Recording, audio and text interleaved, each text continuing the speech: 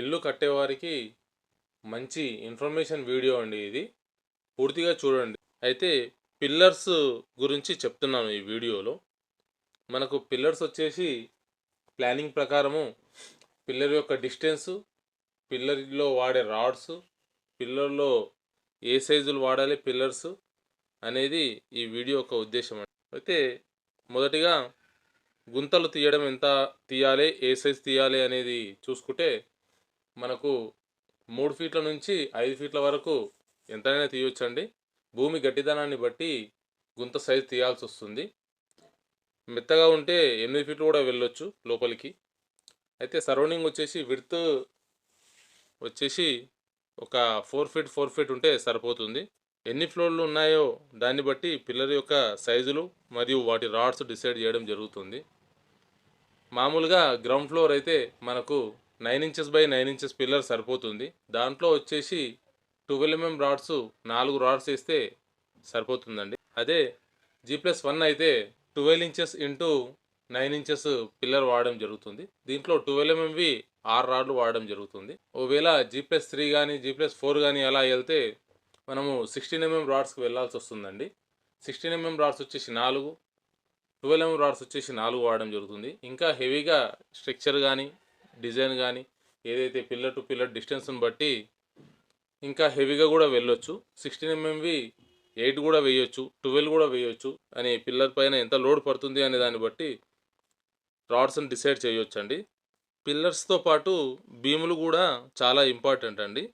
మనకు భూమి లెవెల్లో వచ్చేసి ప్లింత్ బీములు, ఒకవేళ 10 ఫీట్ల డిస్టెన్స్లో పిల్లర్ ఉంది అంటే మనకు 12 mm రాడ్స్తోని స్పాన్ అనేది తక్కువ ఉంటుంది కాబట్టి 12 mm రాడ్స్తో సరిపోతుంది. ఒకవేళ ఇంతకంటే ఎక్కువ 15 ఫీట్స్ కానీ 18 ఫీట్స్ కానీ ఉంటే 16 mm రాడ్స్ వాడాల్సి వస్తుంది బీమ్లలో కూడా. అయితే ప్లింత్ బీములు వేసాక స్టార్టర్ అనేది కంపల్సరీ అండి. ఈ స్టార్టర్ అంటే ఏంటి అంటే మనకు పిల్లర్ యొక్క గైడెన్సీ గురించి స్టార్టర్ వేయడం జరుగుతుంది. ఈ స్టార్టర్ కూడా మనకు ఒక 2 ఇంచెస్ మందం వేయడం జరుగుతుంది. దీంట్లో స్టార్టర్ వేసిన తర్వాత చిన్న చిన్న రాళ్ళు పెడితే బాగుంటుందండి. ఇవి ఎందుకంటే మనకు పిల్లర్ అనేది జెయింటింగ్ సరిగ్గా వచ్చేలాగా ఆ రాళ్ళు అనేటివి ఉపయోగపడతాయి. పుట్టింగ్స్ వేసిన తర్వాత పెడెస్టాల్ అని వేస్తారండి. పెడెస్టాల్ వచ్చేసి మనకు పిల్లర్ సైజ్ వచ్చేసి 9 ఇంచెస్ బై 9 ఇంచెస్ ఉందనుకోండి, దానికి వచ్చేసి మనము 12/12, 12/15 అలా పెడెస్టాల్ వేయాల్సి వస్తుంది. అది భూమి లెవెల్లో స్ట్రెంత్ ఉండడానికి ఆ పెడెస్టాల్ అనేది వాడతారు.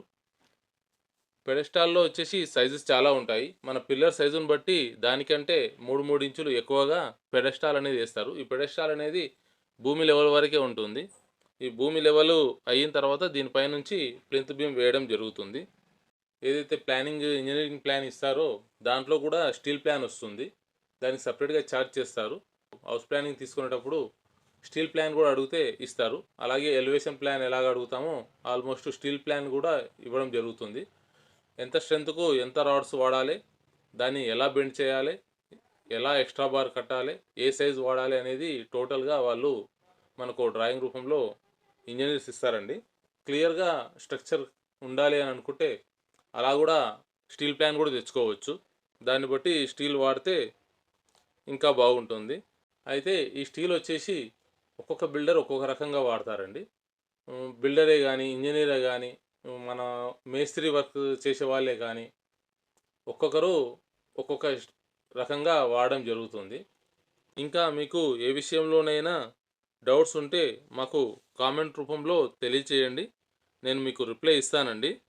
ఇంకా మరిన్ని వీడియోస్ కోసము మా ఎస్యూఎస్ బిల్డర్స్ అండ్ డెవలపర్స్ యూట్యూబ్ ఛానల్ను సబ్స్క్రైబ్ చేసుకోండి. ఇంకా ఇల్లు కట్టుకునే వారికి షేర్ చేయండి. Thank you.